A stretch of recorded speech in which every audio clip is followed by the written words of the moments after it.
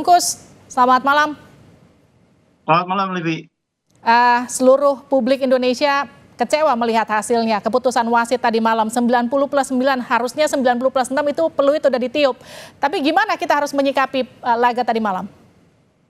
Iya, yang pertama kalau saya sih menganggap hasil 1 poin dari kandang Bahrain itu tetap merupakan hasil yang bagus ya. Sejak awal kan saya bilang bahwa target kita tuh yang realistis adalah menahan imbang Bahrain lalu menang di China atau di Tiongkok. Dan memang beberapa keputusan yang dibuat oleh wasit dalam laga melawan Bahrain memang menurut saya bisa diperdebatkan ya, terutama soal pelanggaran, termasuk yang paling kontroversial soal jumlah menit ketika terjadi tambahan di akhir babak kedua. Hanya saja secara regulasi sebetulnya apa yang dilakukan wasit itu tidak melanggar regulasi.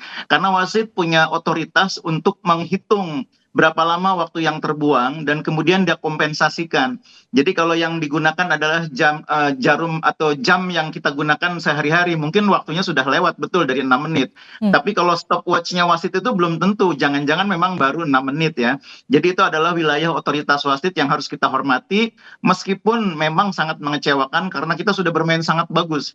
Jadi yang membuat kita sangat kecewa sebetulnya karena kita sudah bermain sangat bagus, sudah memimpin sedemikian rupa, tapi kemudian muncul momen di mana terjadinya gol di detik-detik akhir ketika waktu normal sebetulnya sudah lewat. Tapi secara regulasi itu tidak melanggar. Oke, Bungkus, tapi yang jadi pertanyaan gini, apakah boleh masa tambahan waktu itu diperpanjang wasit? Karena gini, kalau memang itu perbedaan waktu yang kita punya dengan yang wasit punya, selisihnya kan 3 menit tuh, Bungkus. Ya, jadi kalau menurut regulasi yang dibuat oleh IFAB, yang dituangkan dalam law of the game, itu dimungkinkan ya. Itu wasit yang punya kewenangan untuk menetapkan apakah memberikan tambahan dan apakah juga wasit menghitung setiap momen di mana waktu hilang ya.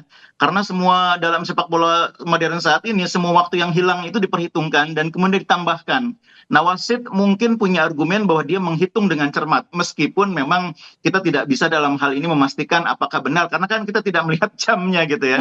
Tapi itulah yang harus dipahami bahwa regulasi memungkinkan wasit melakukan itu, tidak ada yang dilanggar, tapi memang merugikan kita. Oke, Bungkus, termasuk soal gol terakhir yang diminta wasit mengecek VAR tapi kemudian tidak berkenan untuk dicek begitu, itu yang kemudian juga ikut merugikan Indonesia. Bagaimana soal itu? Ya, kalau VAR itu kan ada ketentuannya ya. Jadi VAR itu kan ada VAR yang memang diminta oleh tim VAR untuk dicek oleh wasit. Ada VAR yang memang diputuskan oleh tim VAR sendiri. Tapi itu tampaknya komunikasi tim VAR dengan wasit tampaknya tidak terjadi. Sehingga tidak ada keputusan untuk melakukan pengecekan supaya wasit membuat judgement atau tidak ada informasi dari tim VAR bahwa ini harus dicek atau ini dianggap terjadi sesuatu. Itu yang saya pikir harus dipahami juga, karena bagaimanapun keputusan wasit itu dalam sepak bola mutlak, dan itulah yang kemudian harus kita terima, bahwa memang keputusannya merugikan, iya memang membuat kita dirugikan karena harusnya kita bisa menang, tapi kita harus terima itu sebagai sebuah realita. Oke, gini, PSSI kan pada akhirnya mengajukan protes ke AFC ya, Bungkus. Apakah ini kemudian menurut Anda ini langkah yang tepat, Bung? Apakah kemudian apa hasil yang bisa didapat sebetulnya dari aksi protes ini? Ya, sebetulnya bersurat ke FIFA atau AFC itu hal yang tidak masalah ya, hal yang biasa.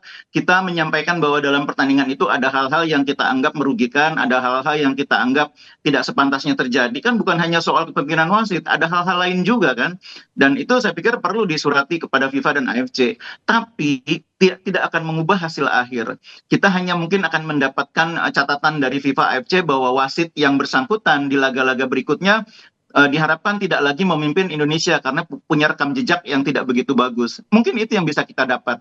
Tapi hasil akhir adalah hasil yang didapatkan dari pertandingan di lapangan, bukan di luar lapangan. Baik, gini Bungkus, kita masih punya kesempatan untuk bertemu Bahrain nanti di kandang Indonesia, betul ya? Bagaimana kemudian nanti membaca peluang itu setelah melihat kemarin permainan Indonesia kontra Bahrain?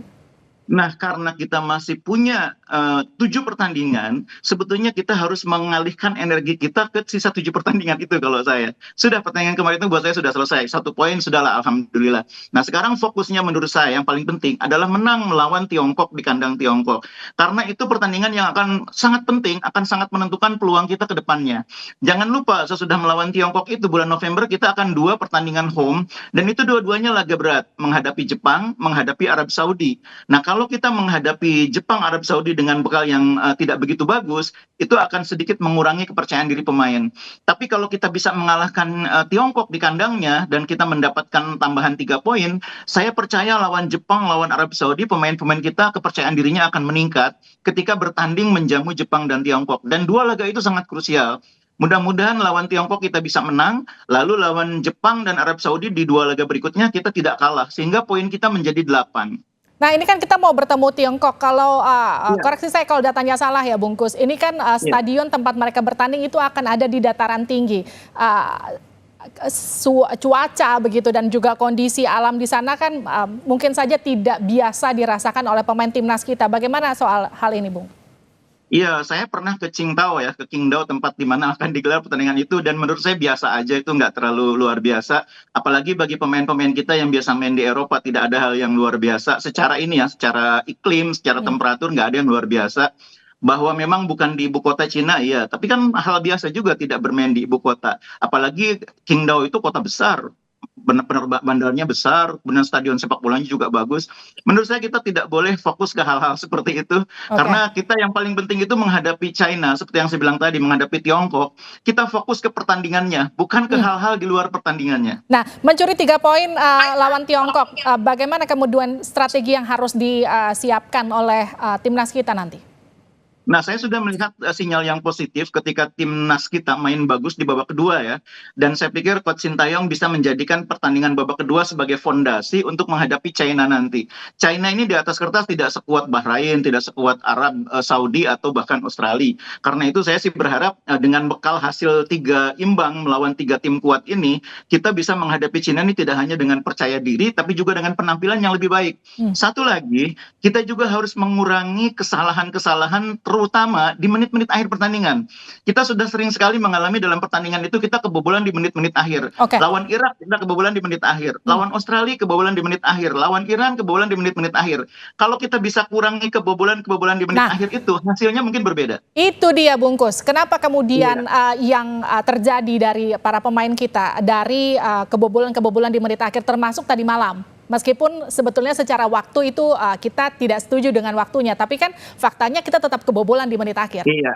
Jadi biasanya 2 faktor ya. Pertama, konsentrasi yang sudah menurun karena kelelahan. Yang kedua, koordinasi. Nah, kalau konsentrasi itu mungkin bergantung kepada kondisi pemain. Tapi koordinasi itu bisa diatur oleh pelatih. Koordinasi nanti ketika situasi bola mati, siapa mengawal siapa. Bek tengah ini mengawal siapa, bek tengah ini mengawal siapa, gelandang ini membantu di posisi. Itu semua bisa diatur. Dan itu yang akan membantu mengurangi kesalahan akibat menurunnya konsentrasi. Jadi masih ada ruang untuk pembenahan karena tim kita ini menurut saya tim yang relatif terbentuknya belum optimal, masih ada tambahan pemain dalam beberapa pekan yang bagaimanapun pemain baru itu sehebat apapun butuh adaptasi dan sekarang prosesnya kan sudah terjadi. Mereka sudah melihat bagaimana rekan-rekannya bermain, mereka sudah ikut bermain. Mudah-mudahan di laga berikutnya lawan China, Eliano bisa bermain lebih tenang, lebih percaya diri. Begitu juga dengan Miss Hilher juga bisa bermain lebih mantap, lebih solid. Karena dua pemain ini menurut saya kualitasnya cukup bagus, tinggal adaptasinya yang belum maksimal. Bungkus, untuk komposisi pemain yang kemarin diturunkan di Bahrain sudah oke kah? Bagaimana kemudian nanti ketika melawan Tiongkok, apakah kemudian ada yang harus diubah? Di belakang saya pikir sudah sangat solid ya, apalagi Miss Hilher nanti di pertandingan kedua saya pikir sudah bisa belajar banyak dari laga pertama. Di tengah juga kombinasinya cukup baik antara Tom Hai dengan Ivar Jenner atau Tom Hai dengan pemain lain seperti Nathan misalnya sudah sangat saling mengerti. Tinggal di depan aja kombinasinya menurut saya harus diberi ruang Eliano untuk main sejak awal. Eliano, Rafa Strijk di tengah, di kiri ada Ragnar, itu mungkin akan membuat kita bisa lebih ofensif, bisa lebih produktif. Mudah-mudahan. Oke, dan dengan hasil imbang semalam, bagaimana membaca peluang timnas di babak berikutnya, Bungkus?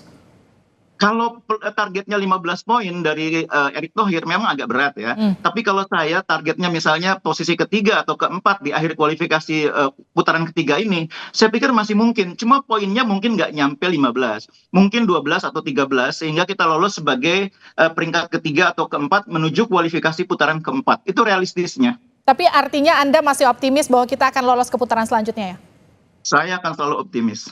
Terima kasih Bungkus Naini sudah bergabung bersama kami di Sapa Indonesia Malam, sehat-sehat selalu.